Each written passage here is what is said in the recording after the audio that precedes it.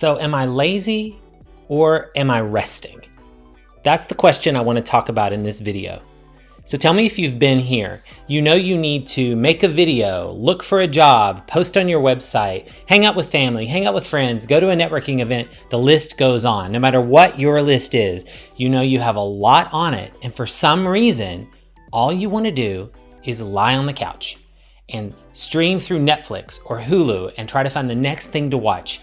You can't bear the thought of actually getting up to start that big, bad, difficult project of doing all those things I shared with you. Well, in the past 4 weeks, you may have noticed I haven't been posting on YouTube because I was in one of these spirals. And I'm still not sure exactly if it was laziness or if it was resting, but I think it was some mixture of both. And I want to talk to you today about how I find this overcomes me and a lot of the driven professionals that I work with, especially content creators, because we're going hot, we're going hard. And all of a sudden, one day out of nowhere, you don't want to do it anymore. You feel like there's literally nothing coming out of your mind. And the thought of recording a video seems insurmountable. So a couple weeks ago, I was in this position where I've been very excited about this YouTube channel, and I also post content in other areas as well, on LinkedIn and Instagram, and I also do coaching and agency work outside of this. So I'm talking on camera all day long. And for some reason, I could only muster the energy to do the bare minimum, only the things that required me to be there. Meeting on calls with people to push projects forward.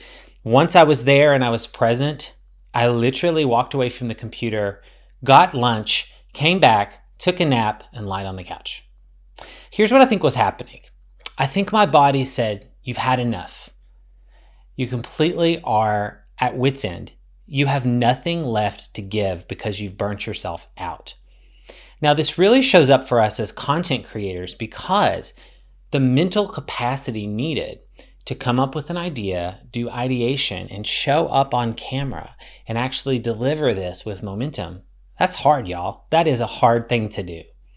And the last thing we want to do is show up on camera and not have the right energy, because I believe you can feel the energy through this lens. In fact, 2 weeks ago, I sat down and started to record a video. This video right here was a good idea, and I now don't even remember what the topic was about. But I literally got a few minutes into recording, and I literally said, no, I'm done. I stood up, turned the camera off, turned these lights off, and went to get dinner. And I didn't record after that. So what I realized in this moment, yeah, it's not great. It wasn't on my list to take 4 weeks off of YouTube, but life happens. And what I want to talk about is how you dissect when you need to get up and do it and when you need to let yourself take a break. Well, in this case, my mind was completely empty. When I would lie here on the couch and I would watch some shows or scroll through YouTube myself, catching up on a lot of other mindset YouTubers that I follow and other people that I really like, I realized that in this moment, I needed to take in some information. I needed to retrieve things from other people. I needed to kind of lie there for a bit and let other people speak to me.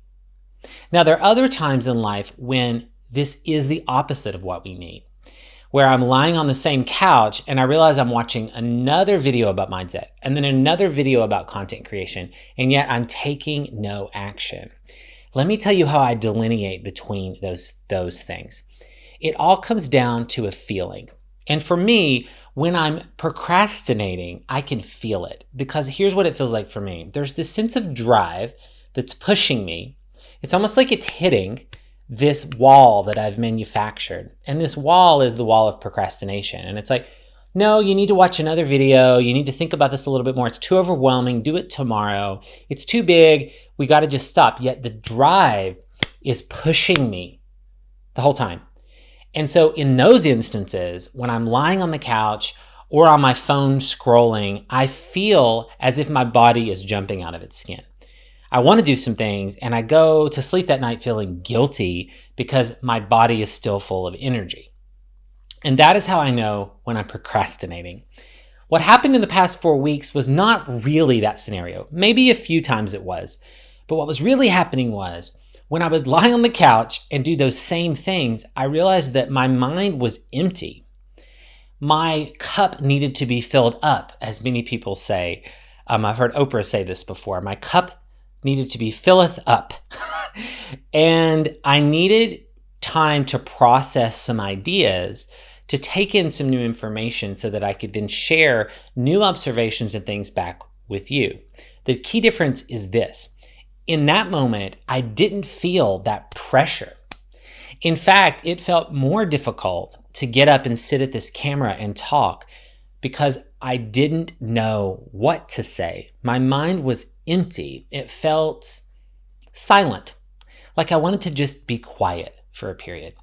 So let me know in the comments if this resonates with you. I wanted to come on here and share with you the way that I feel that out and decide which bucket I'm in. And I would love to know in the comments how you know when you're procrastinating versus when you're resting, or if you're somewhere in the middle. Because I think when we recognize this, we can start to catch it before it happens. Now, I'm not condoning that. Just stop something and stop your commitments if you're not feeling it. That's not what I'm saying. I don't really want to be a flippant person, and I'm not really suggesting you do that as well. But when you're in the moment and you've exhausted your energies and you're not able to be there, there's nothing left to do but to reset and try to give yourself space to do that. But what we can do going out of this is actually learning how to see when we're getting ready to approach that burnout and learn the triggers before we get there. So those windows of time are smoother and maybe we don't even reach burnout at all. And also approaching it with a sense of discipline. So one thing that I'm doing now that I had not done before is break down the video creation process in micro steps.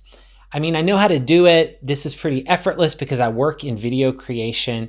And so I just kind of roll with it and do it. But there are ways to keep this ball rolling so that if you do get to this period where you just can't put as much energy into it, everything doesn't screech to a halt. You can still keep moving ideas along. You can do micro steps where you can muster that energy, but maybe you're not recording a full suite of videos.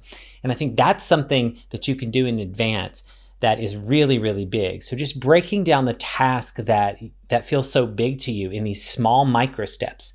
And so then when you do have just that little bit of mental energy to put toward it, you can move it just a hair forward and keep that momentum going. So that's something that I've changed to smooth things out going forward, that I'm glad I had this experience to teach me that.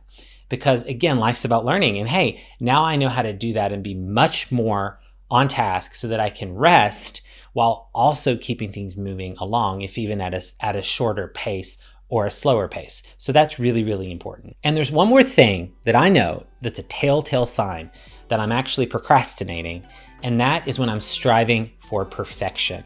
Perfection paralysis. So in this video, I want you to go watch it right now because I talk about perfection paralysis and how I work through that perfection to get things out to the market that I really like, but I don't get stuck in weeks and weeks of procrastination and never post.